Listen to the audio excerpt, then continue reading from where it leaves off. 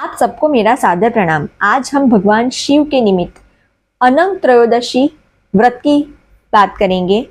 शरीर को कलेश देने वाले बहुत से व्रत करने से भी क्या लाभ, अकेले अनंत त्रयोदशी ही सब व्रत का शमन एवं समस्त मंगलों की वृद्धि करने वाली है। आइए जानते हैं उसकी विधि।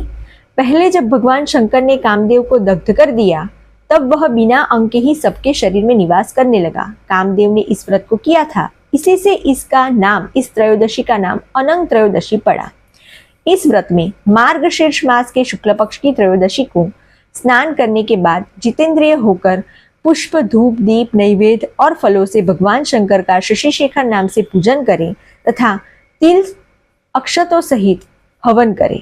रात्रि को मधुप्राशन कर सो जाए। प्राशन यानी भोजन।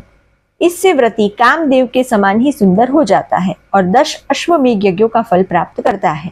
इसी प्रकार पौष मास के शुक्ल पक्ष की त्रयोदशी में भगवान शंकर का योगेश्वर नाम से पूजन कर चंदन का प्राशन करे तो शरीर में चंदन के समान गंध हो जाती है और व्रती राजसूय यज्ञ का फल प्राप्त करता है।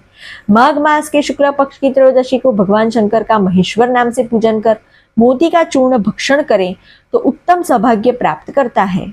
इसी प्रकार फाल्गुन में हरेश्वर नाम से भगवान का पूजन कर कंकोल का प्राशन करने से अतुल सौंदर्य की प्राप्ति होती है। चैत्र में सुरूपक नाम से पूजन करे और कपूर प्राशन करने से व्रती चंद्र के तुल्य मनोहर हो जाता है एवं महान सौभाग्य प्राप्त करता है।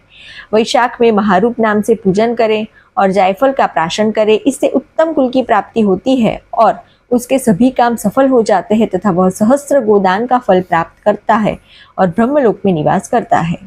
ज्येष्ठ में प्रद्युमन नाम से पूजन करे और लविंग का प्राशन करे, इससे उत्तम स्थान, श्रेष्ठ लक्ष्मी और सभी सुख संपदाएं प्राप्त होती है तथा वह 108 वाजपेयी यज्ञों का फल प्राप्त करता है। आषाढ़ में उमा भरता नाम से पूजन कर तिलोदक यानी कि तिल मिश्रित जल का प्राशन करे, इससे उत्तम रूप की प्राप्ति होती है और वह 100 वर्ष तक सुखी जीवन व्यतीत करता है। श्रावण में उमापति नाम से पूजन कर तिल का प्राशन करे, इससे पौंडरिक यज्ञ का फल प्राप्त होता है। भाद्रपद मास में सद्योजात नाम से पूजन कर अगरु का प्राशन करे, इससे वह भूमि पर सबका गुरु बनता है और पुत्र, पौत्र, धन आदि प्राप्त कर बहुत दिन संसार में सुख भोग कर अंत में विष्णु लोक में पूजित होता है।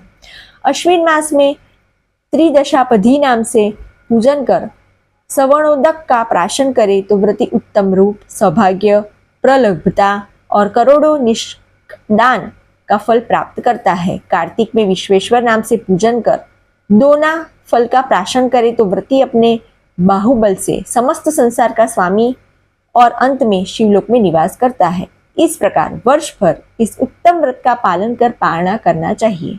फिर कलश स्थापित कर उसके ऊपर ताम्र पात्र और उसके ऊपर शिव की प्रतिमा स्थापित कर श्वेत वस्त्र से आच्छादित करे। गंध, पुष्प, धूप, दीप, नैवेद्य आदि से उसका पूजन कर उसे शिव भक्त ब्राह्मण को प्रदान करे।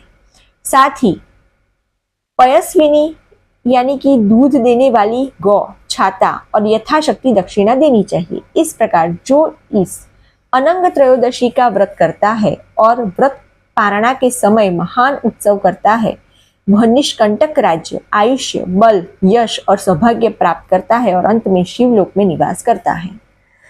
तो आपने अभी भी मेरी चैनल को सब्सक्राइब नहीं किया है तो जल्दी से मेरी चैनल को सब्सक्राइब कीजिए, लाइक कीजिए, शेयर कीजिए। आप मेरी चैनल पर हर एक प्रकार के व्रतों को जान पाएंगे। नमस्कार।